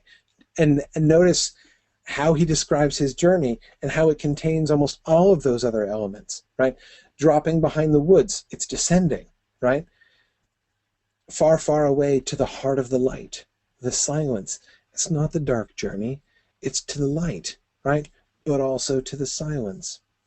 For I am ready to give you my breath, my life. Don't think, no, there's no other place where we get a pause. We've had pauses. They're generally towards the middle. That pause nearly at the end of the line, for I am ready to give you my breath, my life. we haven't had. It's a different rhythm. The shining circle of the sun, and the rabbit. Notice he doesn't say, I shall be rabbit of the sun, because he offers himself up to it. He doesn't just offer himself to enter into a kind of community with it, right? Take me with you. I will be rabbit of the wind. I will be rabbit of the leaves, right? Maybe I can join into community with you. He's not saying that to Lord Frith, right? The shining circle of the sun and the rabbit. Doesn't say he's going to be rabbit of the sun.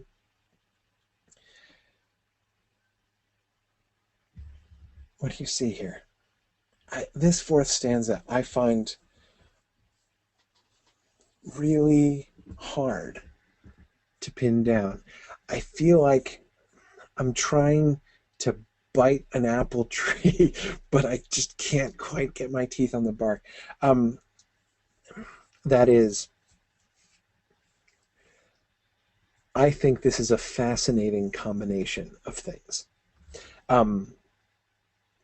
Sarah Lagarde says, the entire poem is a reflection on a death wish. Yes, to some extent. It's this desperate desire to escape, even to escape into death, to follow the leaves on their dark journey into the earth, to go with the stream through the heather into the unknown, in the darkness and in the starlight.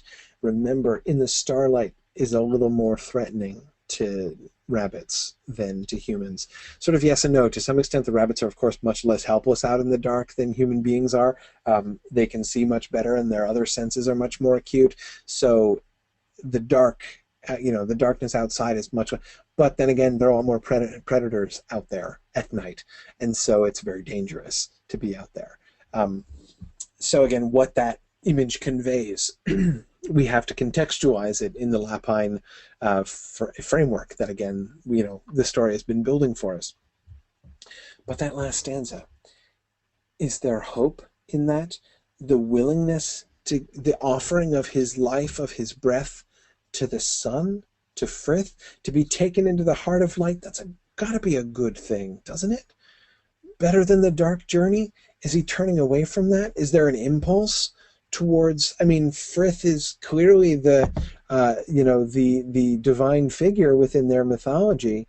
But I love the point, who was it, Gerald, Michael, the point that you were making about the ambivalence of that symbol, the shining circle of the sun.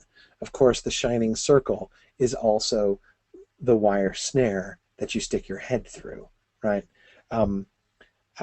So yeah, you're absolutely right about that, Gerald. It's the sun, but it's also the snare. It's also death.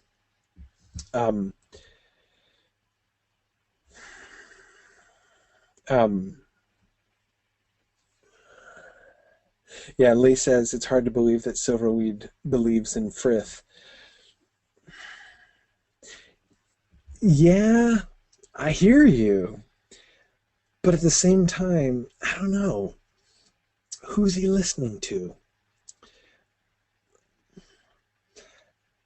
That introduction of Silverweed, I wanted to make sure that we read that, not only because of the connection with Fiverr, which I think is clearly a really important element here, but the fact that we are presented Silverweed. It's different from the shapes. It's different from the, ritual dancing motions that they do to greet each other. It's different from the singing to their babies, which, again, what a marvelous thing, right? To have a mother singing to her young, but yet present that as this horrifying thing, like, oh my gosh, what are they doing? Singing to their young. Again, it's just, I think it's so awesome the way that, to me, the reactions that I think that we as readers are have been, I believe, successfully prompted to have towards these moments, is to me just such a wonderful testimony of how Adams has succeeded at this point in the book in bringing us into the rabbit worldview. But anyway, he's not just an artist.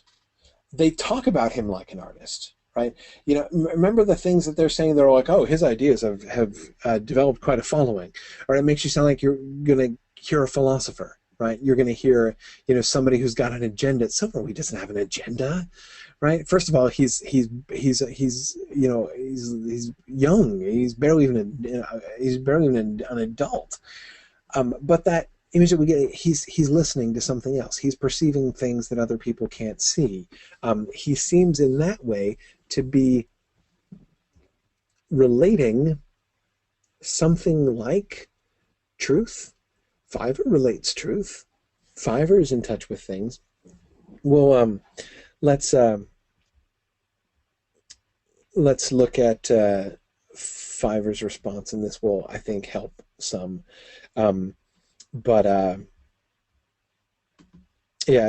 Kimberly makes a great point. She says, for me, it's hard to look at the poem without placing it against Dandelion's story. Silverweed in his poem lacks some rabbit thing, or the rabbit thing here is twisted. I think that's really important. I mean, it's the direct counterpart to Dandelion's story, right? Hazel and his companions have a storyteller, right? Who's really good, who's really unusually good, and it's Dandelion. The Cowslip's people have a storyteller too that they think is really exceptional, and it's Silverweed, and they both are trying to impress the others. The correspondence there, I think, is really clear. Kay. Oh, what an interesting way to think about it, Kay. Kay says, in this stanza, the rabbit is abandoning his cunning and explicitly saying, "Here I am, come get me." Yes. But Kay, how poignant is that, isn't it? I mean, it's not just, I mean, on the one hand, you're right, it does map onto the we don't need tricks, we don't need El Herrera. What a rabbit primarily needs is the willingness to accept his own fate, right? But at the same time, there is in the surrender that we get in that last stanza something almost like hope, but it's like a twisted hope, or a hope that is still perceived and yet despaired of. Like that sense, Gerald, the shining circle of the sun, that's Lord Frith, right? That's the heart of the light. And yet maybe it's just the loop of the wire about to go around your neck, right? Maybe to submit to the one is just as good or just as bad as submitting to the other. The way that what seems to me to be a genuine glimpse of hope, a genuine turning, and I take it as a turning. The reason I spend so much time looking at the structure of the poem is not just anytime a poem has that much structure, I mean, the really intricate parallelism of those first three stanzas are about as clear an indication as a poem can give you, right? This is important. Pay attention to this, and especially when you've got that three times and then a fourth time, and that structure, gets all dissolved, not all dissolved, but all mixed around the fourth time. We've got to pay attention to that, right? Shows us the fourth stanza really stands out. Now, the trajectory had been downward, but then all of a sudden we go up again. We're now looking at the sun. In the last stanza. Again, it looks like, no, I'm not going to sink into the earth. I'm going to look up at the sun. I'm going to seek the heart. I'm not going to sink down. I'm not going on the journey into darkness. I'm going to seek the heart of the light. It seems like hope. It seems like rebellion. And yet it's all twisted in and mixed with despair at the same time. And the fact that you can see the same lines, the same images as expressions of hope or of despair, like that image of the shining circle of the sun. Anyway, it's I think what he can. It's, to me, this stanza is such a perfect encapsulation of the horrible predicament of the rabbits in this warren, right? The way in which they have been twisted by their situation. I find this last stanza really difficult to completely describe.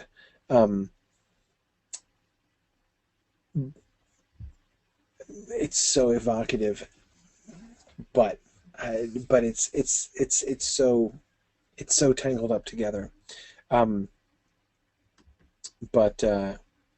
Yeah, yeah. Brian Mahoney, you're right that in the last stanza the sun is setting and the light is fading into darkness. But again, that still seems to me to be, it's not, but Frith isn't dying, right? Um, the clouds are red about him. He lies in the evening sky.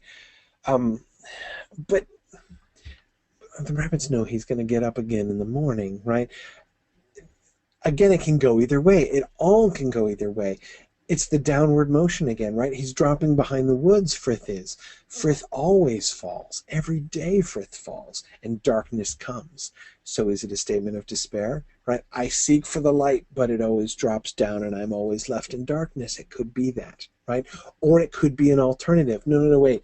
Instead of just sinking into the earth and going on that dark journey, if down is the direction I have to go, if down is the direction I'm being pulled, I want to go with the sun. I want to seek the heart of the light beyond the darkness which is only here because the sun has gone. I want to follow the sun, not stay in the darkness, not seek the darkness.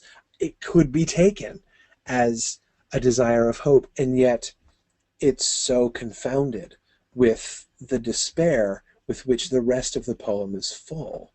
That yeah, and Emily very well reminded, Emily Strand recalls to us that the despair is is very anti-rabbit, she says, very far from those gifts the Lord Frith gave to Elahera's bottom. Absolutely. This makes it abhorrent to both Hazel's clan and by now the reader. Remember, even just the melancholy, the sadness of these rabbits seemed profoundly un-rabbit-like, right? Terror is a normal rabbit experience, right? Sort of general alarm and fearfulness, like the certain knowledge that there are, you are surrounded by enemies, all of whom are going to try to kill you and who might swoop down and kill you at any second. That knowledge, that reality is part of the rabbit world. But the melancholy of these rabbits is profoundly un-rabbit-like. Yeah. Kimberly, I was thinking too of Fiver's insight of the field covered with blood when we get the red clouds around Frith in the evening sky. Absolutely. It's almost like he's getting a glimpse of the same kind of thing. Not applied in the same way, of course, but yes, they've forgotten the promise that the species will survive, Philip says. Anyway, I've kept you plenty of time today. Let me at least, we're not going to quite finish with this section today, but we'll have done the most of it. Let me look about, having looked at the poem here, let's look at Fiver's reaction, because Fiver is the only link we really have to. I mean, we can do analysis of the poem on our own and begin to see what it seems like Silverweed's getting at, but Fiver is clearly our voice, our connection with what's going on here. He's the only one really in a position to appreciate this. Hazel said, this is before, when they just say that Silverweed is gonna speak. Hazel, said Fiver suddenly, I want to get a clear idea of this Silverweed, but I daren't go closer by myself. Will you come with me? Why, Fiver, whatever do you mean? What is there to be afraid of? Oh, Frith, help me, said Fiver, trembling. I can smell him from here. He terrifies me. Oh, Fiver, don't be absurd. He just smells the same as the rest of them. He smells like barley rained down and left to rot in the fields. He smells like a wounded mole that can't get underground. He smells like a big fat rabbit to me with lots of carrots inside, but I'll come with you. Notice that even before we get that description of Silverweed, of his sort of twitchiness, his abstraction from the rest of the rabbits, and his appearing to listen to something else that nobody else can see, we get Fiver's terror at, before Silverweed has spoken. By smell, he can identify Silverweed, and he gives these two really remarkable similes, right, to try to encapsulate the sense that he gets of Silverweed. And we see waste, barley rained down and left to rot in the fields, something that is good and wholesome but has been corrupted. has been abandoned, and then desperation, like a wounded mole that can't get underground. If there's anything more desperate to get underground than a rabbit, it's a mole, right? Moles don't even just need holes to bolt to. You know, if they're above ground, they're, you know, completely exposed. And a wounded mole would be the more desperate to get underground, the more helpless. Hazel, of course, can't see it. Now again, notice the tone that Hazel, just as a side note, the tone that Hazel's using with Fiverr here, remember, is consistent with what we saw in chapter 1. You know, that, oh, Fiverr, don't be absurd. He just smells the same as the rest of them. Whatever do you mean? What is there to be afraid of? That's the same tone that he used with Fiverr when Fiverr first had his experience next to the notice board, right? Oh, don't be absurd. Oh, you're scaring me now. You know, stop it, Fiverr. It's just the setting sun. You know, it's just the evening sun. It's not blood.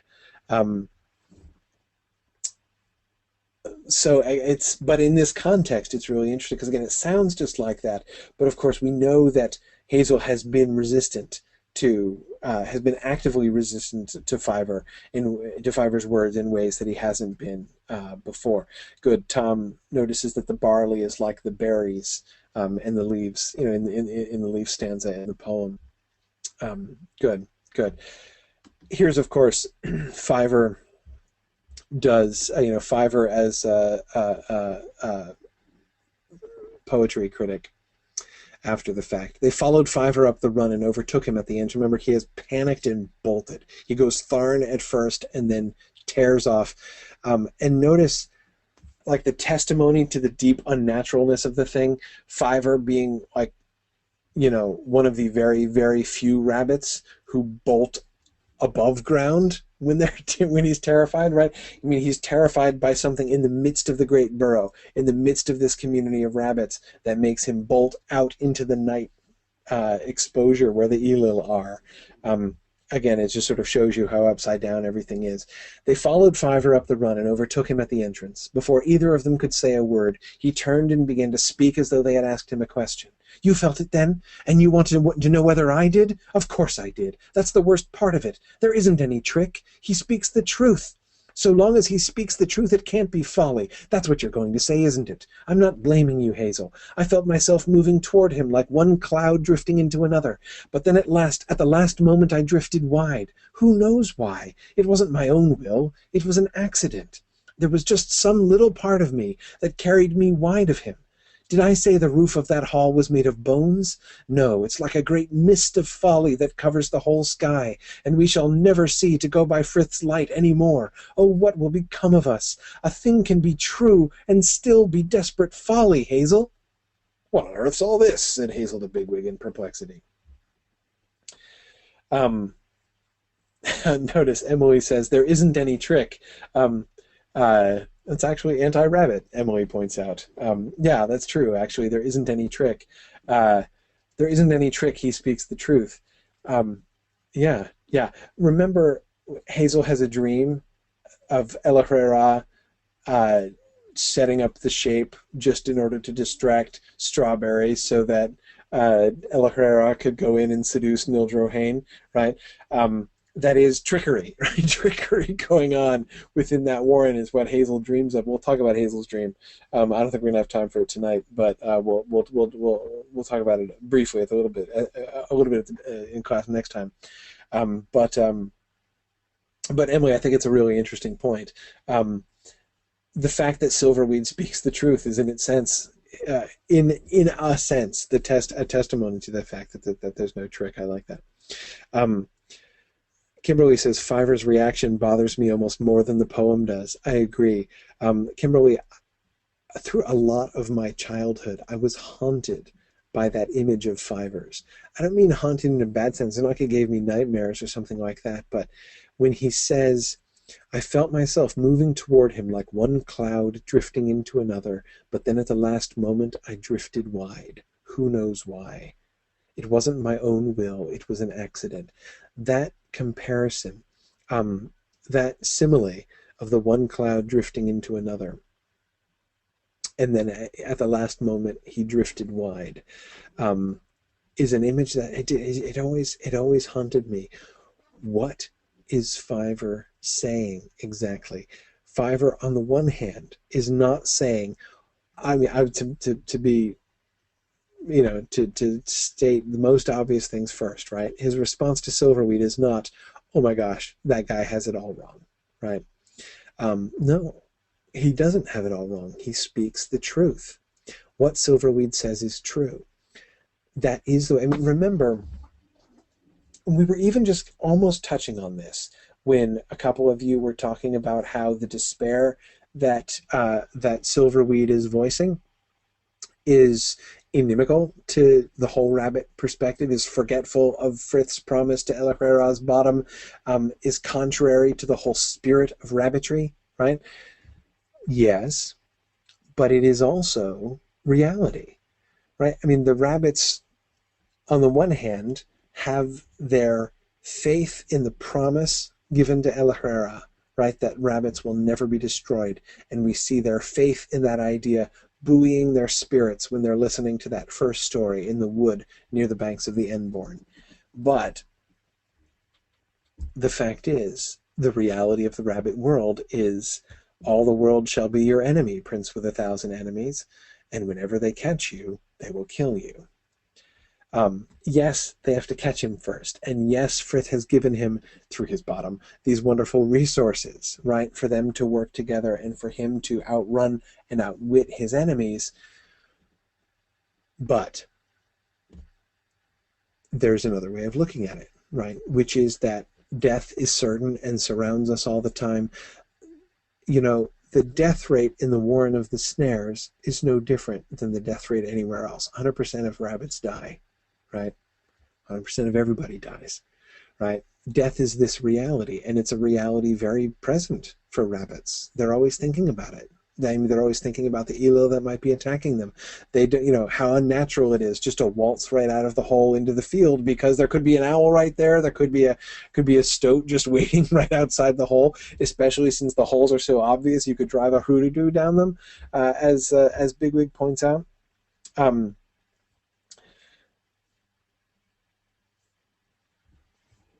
So you can look at it either way, right? Silverweed is right. Yeah. You might as well be Rabbit of the Leaves, right? You might as well go down on the dark journey with the leaves. You're gonna anyway, one way or another. But resignation to their lot, right? Acceptance of their fate is fundamentally not a rabbit characteristic. It doesn't change the fact that the fate that they have, their life, their position is a tenuous one. And all the world is their enemy, and whenever they catch you, they will kill you. He sees all that. A thing can be true and still be desperate folly. It's folly, it's foolishness to live there the way that they do. Awareness of death, awareness of threat, even awareness of the certainty of death is one thing, but it's very different. It's very different to be resigned to that, to embrace it, to accept it, to turn yourself towards it, to be looking downwards into the earth, to be, to be wanting to go down with the sun and to sink into the earth like the leaves and to slide away like the stream across the heather into the deadly unknown, and therefore even potentially somewhat dubious perhaps to want to float away into the feathery air.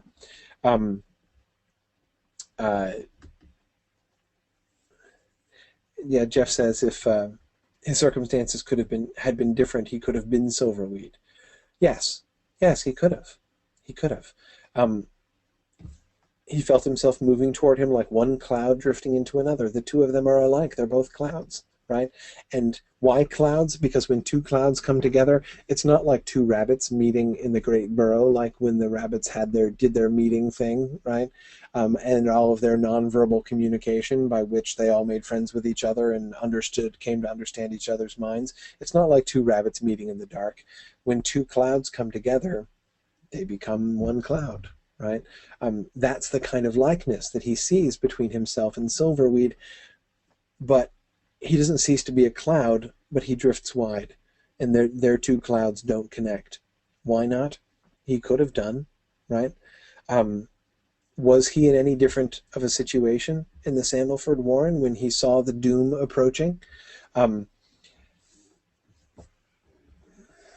He responded. I mean, the doom that was approaching there was no less certain than the shining wires, a good deal less so in some sense. Or that is, the wires are a great deal less so. And I mean, not all of them die, right? He could, yeah, exactly as Tom Johnson says. He could have stayed there. He could have just become merely despondent, but he doesn't. And yeah, that accident of his drifting apart, Ethan Pyle asks, was it purely chance, or was there a higher power involved? We don't know. He says it wasn't my own will. It was an accident. I don't know. I'm not sure that Fiver knows that. I'm not sure that he has the answer to that question exactly. We're going to keep watching Fiver and sort of Fiver's relationship to the unknown. Kimberly asks, is Hazel the accident? Yeah, maybe. The difference between Silverweed and Fiver is one has a big brother and the other one doesn't. Perhaps. Yeah, I mean, that certainly is a difference. That's because, again, what would Fiver have done? Would Fiver have left the Sandalford Warren on his own? I don't know. He says that he's willing to. He says that he's willing to go. He says that he's willing to go on his own. He's planning to go. He's going to go to the hills by himself, right? But he wasn't talking that way in the Sandalford Warren. I mean, he didn't need to because Hazel was there. He hadn't hit this split with Hazel yet. But I can't imagine it. Fiver himself has changed, and even his own relationship to his own capacity to sense these things seems to be changing. Seems to have changed by this point.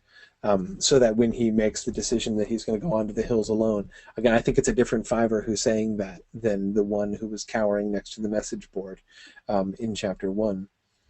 Yeah, Thomas, I agree. He seems like he was too paralyzed with fear in the Sandalford Warren to do anything without Hazel. I agree. That's why I can't see him leaving.